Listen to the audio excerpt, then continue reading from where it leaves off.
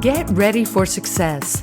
Leadership Strategies for Women is a show dedicated to providing practical and valuable strategies for emerging female leaders of today. It's your time to get inspired, motivated, and challenged to achieve your best. And now, here's leadership speaker and coach, Ellie Nieves.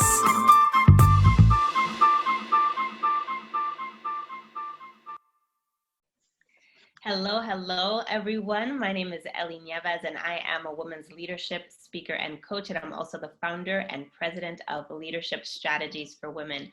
And I am excited to come to you today. We typically come to you via podcast, and many of you are listening in, but we are also veering off into the video space. So this is our first video interview, and I'm excited to be sharing the Leadership Strategies for Women podcast on another platform. And we've got a really exciting guest with us today. Her name is LaShawn Davis. She is an HR consultant, and she is the founder of HR Plug. She offers workshops and trainings to help companies to value their employees. And I'm excited to introduce her to you. LaShawn, welcome to Leadership Strategies for Women. Thank you, Ellie. Thank you for having me. So excited to be here. So LaShawn, please tell us about yourself. Sure. So I am LaShawn Davis. I hail from Miami, Florida, and graduated from the Florida A&M University. Got a bachelor's degree in journalism, and then I ventured into the HR space when I got a master's degree from Nova Southeastern University. And so for the past 15 years or so, I have been working in the HR space in all realms and have fell in love with employee engagement and employee relations. And so that's somewhat a little bit about me. And I have, 4 children. I have a husband, and we reside in South Atlanta in Locust Grove, Georgia. And so just excited to be here and have an opportunity to share a little bit about my area of expertise for you guys. That's great. So what inspired you and motivated you to launch HR Plug? Right. So the HR Plug, it was really a twofold effort. And so for one, having worked in the HR space for so long, I recognized that as HR, I became the voice for the employees a lot, but had to balance that, of course, with the needs of the business and the organization. So the HR Plug came into existence to sometimes be a voice for the employee when they feel like they don't have one. They have a resource, they have someone they can go to outside of their organization for a true real life guidance and feedback for whatever situation that they might be facing. So the HR Plug is like a resource for them, an outlet when they feel like they don't have another one. And the second piece of the rollout was just because I felt like we overcomplicate the role of leadership sometimes. And it's really basic, and it's just about your employees being confident in who you are and doing what you do best as a leader. And so the HR Plug kind of helps to build employees to get the confidence and courage to be the best that they can be in their roles, and develop and build leaders, and so that they know how to treat the employees so that the department or the company can perform, and then working with companies to help them balance both. That's great. And what are some of the challenges that you faced as you were pursuing your goals? Sure. So, first being a young female when I started in this industry was a challenge in itself. Working with leaders, 15 years ago was a lot different than what it looks like today. We are still battling gender equality in the workplace. However, back then the challenges I faced was having to go to, sometimes men who were older or people who were older and tell them no, I don't support. And that's hard when you're a leader and you own something, having someone else come and tell you that you can't do it or share the risk in doing so. And so the challenge was initially coming in and having to build trust, build a respectable brand, and work hard to get people to really understand I'm here to support and I'm here to help, and I'm not here to control or here to do. And so that was probably the biggest challenge, getting started. And I would say the second challenge is really getting people, companies, leaders, just anybody to understand the importance of investing in you, investing in what you believe in, whether that's your company, whether that's your abilities, whether that's just who you are as your brand. It's so critical and it's so important, because if you don't invest in you and believe in yourself, no one else will either. And so those are the two probably challenging things that I faced when I was launching the HR Plug. Wow. So you've really focused your consulting business on empowering employees to do their best and to become top performers. Yes. So what are some of the challenges to becoming a top performer? I think, well, one I can say is the sin, I call it the sin of comparison. You know, we are in a position where we're looking at everyone else, and it's so easy because of social media and all the varying platforms that are out there. And then we began looking at other people, wondering, why can't I be that? Why that isn't me? You know, and then we end up limiting ourselves in that process. And so, we have to like really stop comparing ourselves to other people and start looking at who we are and recognize we are who we are, and there's no one else who will ever be.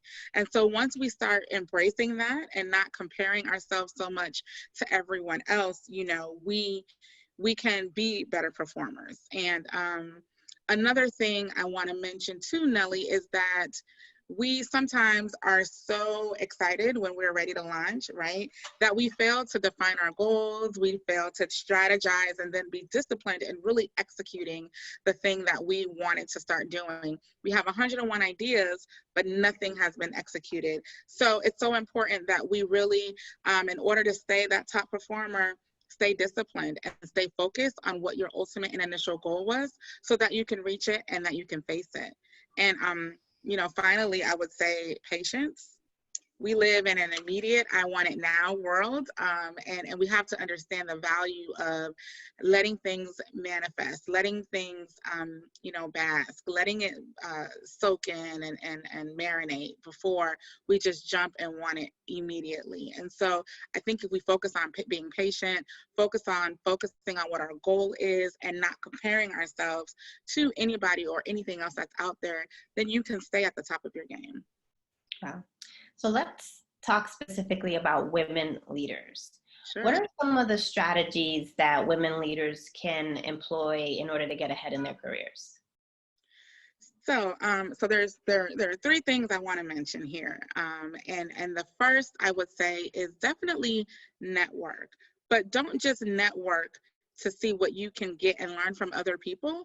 Pour back into the people that you network with. Offer just as much as you take, because you'll find networking and building that strong circle or that strong group, that accountability partner or whomever it might be, helps empower who we are. And as I mentioned earlier, we're still battling with gender equality in the workplace, but if we band together as women and network with each other and lift up your sister when they're down and vice versa, we become stronger as a unit. And so it's definitely important for women. You know, sometimes we do get competitive or we do get that little jealousy inkling in there, but we have to fight those urges and work with each other to build each other. And that's how we can definitely, as women, make a strong presence and a strong stance in the business world.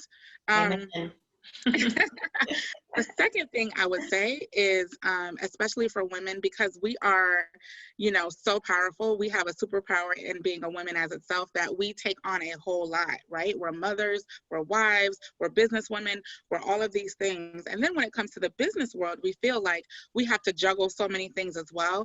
But my best advice for you all would be to find that one niche, find that one thing you're good at and build on that, expand on that. Focus on that. Let that be the thing that defines you. And that's what I really struggled with coming into the HR consulting world, because when you hear HR, you automatically think, well, that's recruiting, or that's compensation, or that's benefits, or that, you know, there's so many things that fall in under that. But then when I focused on the one thing in HR that I love most, which is the employee perspective part and the employee engagement part, then I was able to build my empire on that. So a lot of times we get distracted by the several different things that we're attracted to in business, or the several different things we want to do, but find that one good thing. And I promise you, when you do and you build on that, you'll find so much fulfillment, because it'll be something that you love and something that you enjoy to do. So, find what defines you. And that can be a challenge sometimes. So let me give you a nugget of advice to help you do that. What I did was I went on Facebook and I put a post. Can you list 3 things that you think I'm good at? And you'll be amazed at the things that people think you're good at that you didn't even recognize was a talent in itself. Take those 3 things and see what weighs the most. What are most people saying that you're good at, and try to incorporate that into your niche, because what you're good at comes naturally for you, and then the work won't seem as overabundant to do. Okay. Wow, that's great advice. Very nice. Yep. And I think the last thing I want to share that help women stand out more and lead effectively and efficiently would be effective communication. And so what I mean by that isn't just being able to speak or write well, but it's just not being afraid to say what needs to be said or ask for what you want or what you think you're worth. I can tell you, working in HR, the biggest thing that I've seen that differentiates men and women when it comes to communication, especially when it comes to negotiating for a job, or especially when it comes to asking for that raise, is that men aren't afraid to do it. Women, we overanalyze. Well, I don't want to offend them. I don't want to hurt their feelings. I don't want to seem ungrateful. We just tend to overanalyze everything that comes to us naturally as nurturers. We have to get in a space where we are comfortable and we are confident going after what we want and just asking for it, not feeling like we have to justify it all the time. So if you're in a position where you're interviewing for a job and you get that offer, always counter. Always ask for something that you feel like you're worth. Be a risk taker. Don't be afraid to walk in the confidence and boldly, because that's what you are designed to do. It's sometimes fear that holds us back that other genders don't, they don't have that struggle or battle with. So those are the 3 things, Ellie, I would say that are some strategies that will help you get ahead in your career. Thank you for that. Mm-hmm. So LaShawn, getting ahead, it takes time, it takes commitment, it takes effort. How can women leaders be patient with the progress that they make as they're trying to get ahead? Right, great question. I think first it starts with having a strong self-awareness about not just who you are, not just what you do, but just where you are realistically in your journey and in your goals. So, have a clear alignment with what your capabilities are and your abilities. Because I want to be President of the United States doesn't necessarily mean that I'm qualified or that I'm prepared or that I am in a position to be able to do that. So being realistic with myself and assessing myself honestly will help me not set unrealistic goals that I'm never going to meet and I'm just sitting there waiting for it to magically happen. And so, are you looking to grow in an area maybe that you're not well in or that you don't perform well in, or are you better suited for another goal or another area? That's kind of what self-awareness and self-assessments kind of help you out. And that's where that network that we spoke about earlier comes into play, because you can leverage that and you can ask for the feedback, and see, am I being honest with myself? Because that's going to be the first step into making sure that you're not waiting for something that will never happen. Also, when you're playing the waiting game, just stay busy. Keep doing things that are going to enhance your skill set or perfect your craft. Go to events, go to conferences, read a book, write a blog. There are so many things that you can do that can help you in your waiting season, right? Stretch yourself, do something that you haven't done before so that you can talk about it and make that thing that much more interesting. And then most importantly, that a lot of us, what we don't do, especially as women, is we don't celebrate the small things, right? And if you want to write a book and maybe you haven't written that book yet or finished that book yet, but you finished a chapter, celebrate that. That is a win. That is something that is worth celebrating it, because it is an accomplishment. And sometimes we're so focused on the big picture that we forget about those small steps that takes us to get there. So don't forget to celebrate those, because patience requires celebrating those little things so that when we get to the big things, then it's a full-on party.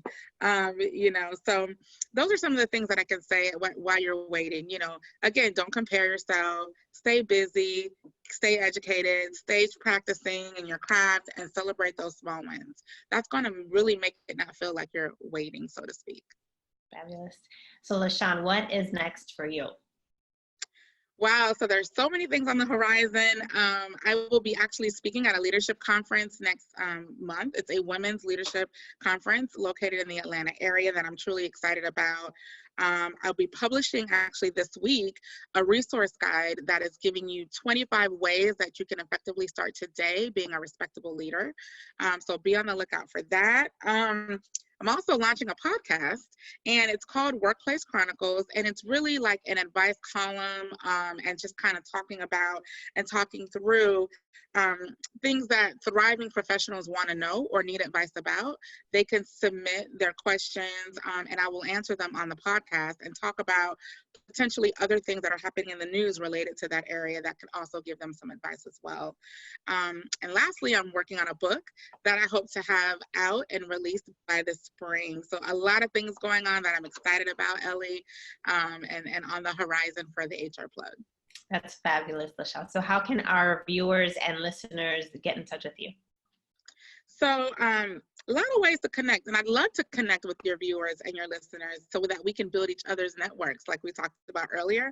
So my website is www.thehrplug.com, and you can go on there and subscribe and stay updated on everything that's happening in the HR world. I am also on Instagram at _HR_plug and Facebook, the HR Plug. And you can also shoot me an email at info@thehrplug.com if you have any questions or like to talk about anything that we've mentioned today. That's great, LaShawn. Thank you so much. You've inspired us and you've given us a lot of wisdom, and we're excited to follow you. You're clearly a rising star.